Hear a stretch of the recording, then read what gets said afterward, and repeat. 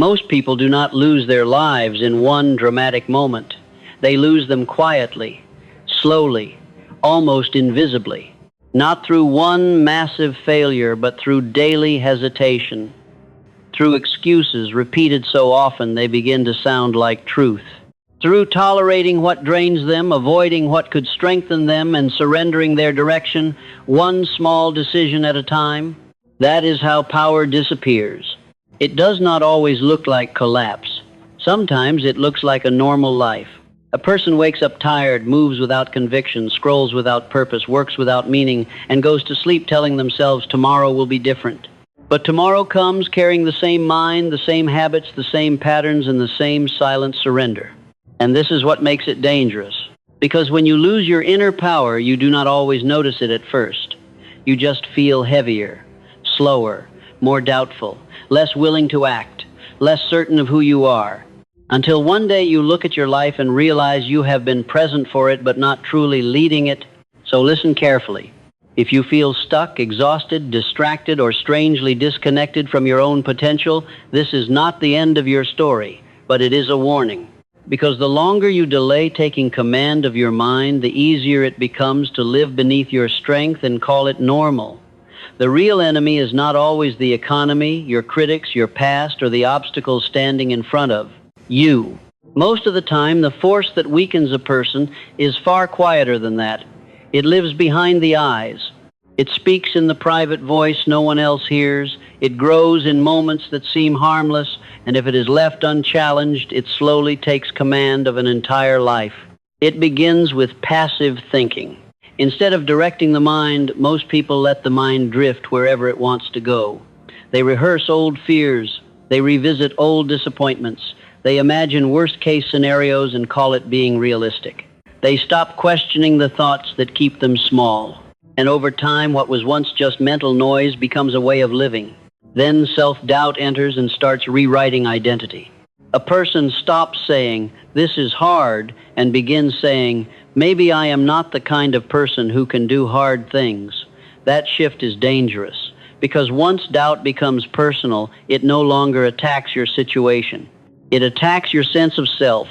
Then comes the fear of discomfort. Not pain, not tragedy, just discomfort. The discomfort of discipline, the discomfort of rejection, the discomfort of being a beginner, the discomfort of change. And because they are unwilling to feel temporary discomfort, they accept permanent dissatisfaction instead. Lack of direction makes all of this worse. When a person does not know what they are building, they become vulnerable to distraction, comparison, and meaningless movement. They become dependent on validation because they no longer have an inner standard. They need applause to feel progress. They need approval to feel safe. And while all of this is happening, emotional drift takes over. Mood starts replacing principle. Feelings start replacing decisions. A bad day becomes a bad week. A setback becomes a story about personal failure. This is how confidence is stolen. This is how discipline erodes. This is how identity weakens, not all at once, quietly, repeatedly, from the inside. People fall into this trap because the mind is always learning, even when you are not paying attention. Every repeated thought leaves a mark. Think something often enough, and the mind begins to treat it as familiar. Treat it as familiar long enough, and you begin to act from it automatically. This is how quiet thoughts become visible behavior. A person who repeatedly thinks, "I am behind, I am not ready, or I always mess things up," may not realize it, but those thoughts start shaping choices. They hesitate.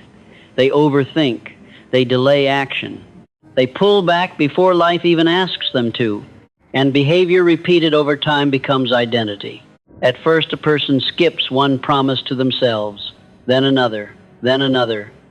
Soon it is no longer just a broken habit. It becomes a self-image. They stop saying, "I failed to follow through," and start saying, "I am not disciplined." That is how behavior hardens into identity. You do not just do weak things. You begin to see yourself as weak. This is why weak habits are so dangerous. They do more than waste time. They train you to distrust yourself. Every time you avoid the hard conversation, delay the meaningful work, choose distraction over direction, or comfort over growth, You send yourself a message. The message is not just, I took it easy today. The deeper message is, I do not believe I can handle more.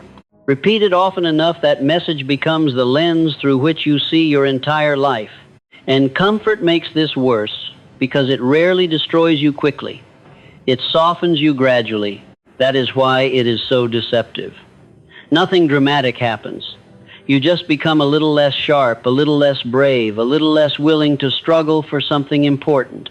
Then one day you realize your standards have dropped, your energy has weakened, and your ambition has quietly gone dull. But perhaps the deepest reason people fall into this trap is this: a mind without purpose is easy to control. If you do not know what you are living for, distractions become powerful. Other people's opinions become powerful. Temporary emotions become powerful. Without purpose, the mind looks for the easiest thing to obey. And too often that is fear. When a person loses inner command, life does not always fall apart on the outside first. Often it falls apart in private. It shows up as procrastination that feels harmless at first. You keep delaying the call, the decision, the work, the change. You tell yourself you need more time, more clarity, more energy. But deep down, what you really need is the courage to move. And every day you wait, the task gets heavier, not because it changed, but because you did. Then emotional overreaction takes over. Small problems feel personal. Minor setbacks feel humiliating. A bit of criticism ruins your day. A delay feels like a defeat. When you are no longer anchored inside, everything outside begins to shake you. You become easier to offend, easier to discourage, easier to control. Resentment grows in that kind of life. You start watching other people move forward, and instead of feeling inspired, you feel bitterness. Not always openly. Sometimes it is quiet, a tightening in the chest, a silent thought. Why is it working for them and not for me? But resentment rarely comes from other people's success. It usually comes from abandoning your own standards for too long, and comparison becomes constant. You measure your beginning against someone else's middle. You look at their progress and use it as proof that you are behind. Instead of building your own path, you spend your energy reacting to someone else's. Then, inconsistency starts shaping your reputation, especially with yourself. You begin things with intensity and abandon them when the mood changes. You make promises in moments of motivation and break them in moments of discomfort. After a while, the deepest damage is not lost time. It is lost trust in your own word. That is how potential gets wasted. Not because you lacked talent, not because you were doomed, but because you kept living below your own standards until it started to feel normal. And that may be the greatest cost of all. You can survive a hard season, but living too long beneath who you know you could be creates a quiet kind of pain that follows you everywhere. The turning point does not begin when life becomes easier. It begins when you stop waiting for life to change before you change. That is the moment power starts to return. Not when circumstances improve. Not when motivation suddenly appears. Not when everyone finally understands you. Power begins to come back the moment you stop blaming the world for what you have not yet disciplined within yourself. The moment you stop handing responsibility to your past, your moods, your disappointments, your environment, or the opinions of other people, something shifts. You may still feel uncertain. You may still be tired. You may still be carrying pain. But for the first time in a long time, you are no longer passive. You are participating in your own rescue. And it starts with honesty, not harshness, not self-hatred, honesty. The kind of honesty that says, my life will not change if I keep lying to myself. My habits are shaping me. My thinking is weakening me. My excuses are costing me more than my effort ever would. That kind of truth can sting, but it also clears the fog. Because the moment you tell yourself the truth, you stop wasting energy defending the patterns that are hurting you. Then comes decision. You decide what you want, clearly, directly, without hiding behind vague wishes and half-hearted intentions. You stop saying, I just want things to get better, and start saying, this is the kind of person I am becoming. This is the life I am building. This is what I will no longer tolerate. That clarity matters because a confused mind is weak, but a directed mind begins to gather force. Then you stop negotiating with weakness. You stop treating your lower impulses like trusted advisors. You stop asking your fear for permission. You stop giving comfort the final vote. You understand that every time you bargain with the part of you that wants the easy path, you delay the life you claim to want. So you draw a line, not dramatically, quietly, firmly. You decide that your standards will no longer rise and fall with your mood. And this is where real strength begins. When you begin to think on purpose instead of by default. When you begin to act on purpose instead of emotionally. When you choose direction over drift, discipline over excuse, and responsibility over blame, you do not instantly become perfect. But you do become dangerous to the old version of yourself. Because now, your life is no longer being run by accident. Now it is being led.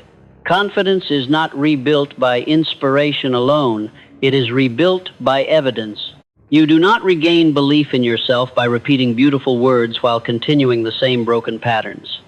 You regain it by doing what you said you would do, again and again and again. That is how a person becomes strong from the inside out. Not through intensity for one day, but through disciplined action, repeated long enough that the mind can no longer deny the truth. I can trust myself. This is why keeping promises to yourself matters so much. Every promise you keep sends a signal. It tells your mind that your word means something. It tells your nervous system that you are not helpless, not scattered, not ruled by every passing emotion. But every promise you break without correcting it sends the opposite message. It teaches you to doubt your own intentions. It weakens self-respect at the root. So start smaller if you must, but stop making casual promises and breaking them like they cost nothing. They cost identity. And discipline begins to grow the moment you choose action over excuses. Not because excuses are always false. Many of them are real. You may be tired. You may be discouraged. You may not feel ready. But the question is not whether your excuse sounds reasonable. The question is whether it moves your life forward. Most of the time it does not. Action does. Even imperfect action. Even small action. Movement creates strength. Delay feeds fear.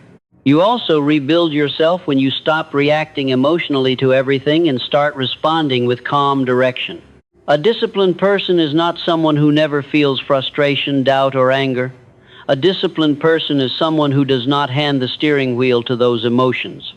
They feel the pressure, but they do not become it. They stay with the task. They return to the principle. They ask, what matters now? What is the next right move? That question alone can save you from 1,000 impulsive decisions. Self-respect is built the same way a wall is built, one brick at a time. One early morning when you get up anyway. One moment when you stay focused instead of escaping. One decision to finish what you started. One hard conversation you stop avoiding. Repetition may look unimpressive from the outside, but from the inside it is how character is formed. And perhaps most importantly, strong people learn to do hard things without drama. They do not need to announce every struggle. They do not romanticize pain. They do not turn discipline into performance. They simply carry the load, quietly, consistently, with dignity. That is how a person rebuilds, not by waiting to feel powerful, but by acting like their future is worth protecting. A strong mind does not stay strong by accident. It stays strong because it is protected on purpose. Every day, your mind is being shaped by what enters it. What you watch, what you listen to, who you spend time with, what you repeat to yourself when no one is around. If you do not guard those doors, you will eventually think with borrowed voices and live by borrowed standards. So start with input. Do not feed your mind garbage and then expect clarity, courage, or discipline. Pay attention to what fills your attention first thing in the morning and last thing at night. What enters repeatedly begins to sound true even when it is not. Protecting the mind often begins by reducing noise. Then protect your attention. Attention is not a small thing. It is your life in usable form. Whatever constantly steals your attention will eventually weaken your direction. Constant scrolling, endless comparison, chaotic information, pointless outrage, and emotional overstimulation all train the mind to become reactive instead of deliberate. A distracted mind is easier to control than a focused one. You also have to limit toxic influences without apology. Some people drain clarity. Some conversations feed fear. Some environments keep old versions of you alive. Not everyone deserves unlimited access to your energy. Strong minds are not built only by what they add. They are also built by what they refuse. Choose better associations. Spend more time with people, ideas, and material that call you upward. Read things that sharpen your standards. Listen to voices that strengthen your discipline, not your excuses. Your environment may not decide everything, but it influences more than most people admit. And finally, strengthen your inner dialogue through daily ritual. Take a few minutes each day to reset yourself. Sit in silence. Write clearly. Review your priorities. Speak to yourself with direction, not pity. Remind yourself who you are trying to become. These small rituals matter because they keep your mind from drifting. Mental strength is not maintained once. It is maintained daily. Protect the mind, and the mind will better protect your life. Life will not automatically make you strong. Time alone will not mature you. Struggle alone will not refine you. Pain alone will not transform you. Many people go through hard years and come out not stronger, but more bitter, more distracted, more uncertain, more divided within themselves. Why? Because pressure does not always build a person. Sometimes it simply reveals what has been left untrained. That is why you cannot afford to live on autopilot. If you do not lead your mind, your habits, and your direction, something else will. Noise will lead you. Pressure will lead you. Other people's opinions will lead you. Urgency will lead you. Mood will lead you. And little by little, without even realizing it, you will become a product of circumstance instead of a force within it. But that is not where your story has to end. You can still reclaim your power. You can still rebuild discipline. You can still become the kind of person who does not fold every time life becomes difficult. Not because you are fearless, not because life becomes easy, but because you have finally decided that your inner life will no longer be left unguarded. So let this be your line in the sand. No more drifting. No more waiting to feel ready. No more surrendering your future to distraction, weakness, or delay. Stand up in your own life. Lead your mind. Strengthen your habits. Protect your standards. And remember this, the strongest people are not always the loudest, the fastest, or the most admired. They are the ones who can stand in pressure without handing themselves away. Build that kind of strength, and life may still test you, but it will not own you.